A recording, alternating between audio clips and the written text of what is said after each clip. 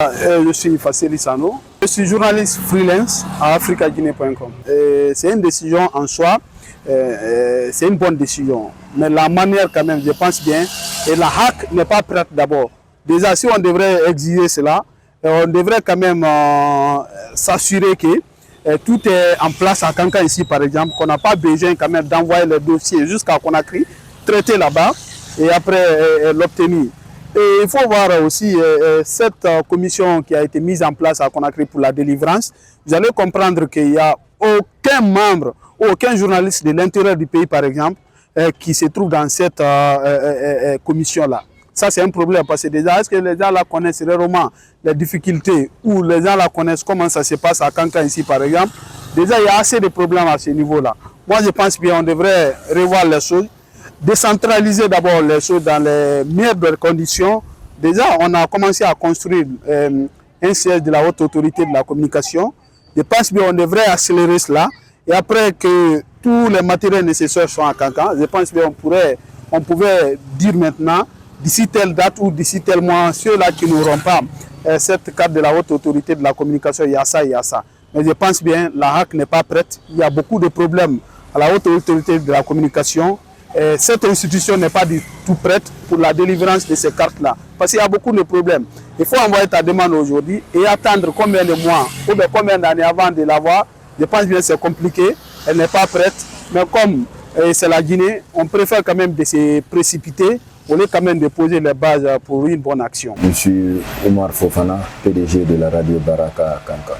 J'apprécie cette nouvelle de la part de la haute autorité de la communication, qui est à pied d'œuvre pour assainir le monde des médias, qui est à pied d'œuvre pour apporter beaucoup de réformes. Car quand on sait qu'aujourd'hui le monde des médias, parfois, même si on ne le dit pas totalement que c'était un laisser-aller, mais on voyait les journalistes sortir de n'importe où pour participer à des événements pour dire que je suis de la presse. Et peut-être les organes ne sont pas connus, et à plus forte raison le journaliste. Et après cette décision de la HAC, on s'attend que le monde des médias sera bien assaini. Et on saura réellement qui est journaliste, qui ne l'est pas. Et on saura réellement qui est journaliste de quel organe pour prendre part à une activité ou à la couverture médiatique de taille. Et j'apprécie vraiment cela. Et nous, étant un responsable de médias, on s'est déjà préparé à cette optique parce que vu l'élan de développement amorcé actuellement par les nouvelles autorités du pays, on sait que tout va rentrer dans les normes. Et réellement, le monde des médias est en train de suivre cet élan. Et donc, on ne peut qu'apprécier la haute autorité de communication, apprécier non seulement le ministère, mais aussi tous les acteurs concernés. Et déjà, nous, on peut dire que réellement, les patrons de médias sauront réellement qui est journaliste de quel organe.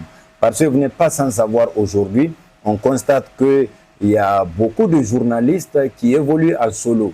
Et ils se disent indépendants, les organes ne sont pas connus.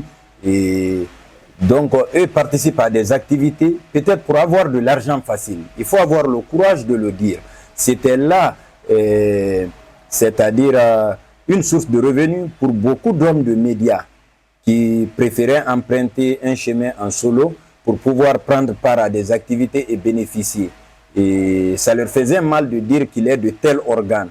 Et donc peut-être à travers cette décision de la haute autorité de communication, tout va rentrer dans les normes. On apprécie vraiment la HACA pour cette décision. Je suis Michel Pivi, je suis le premier secrétaire général du syndicat de la presse professionnelle de Guinée, Antenne Kankan.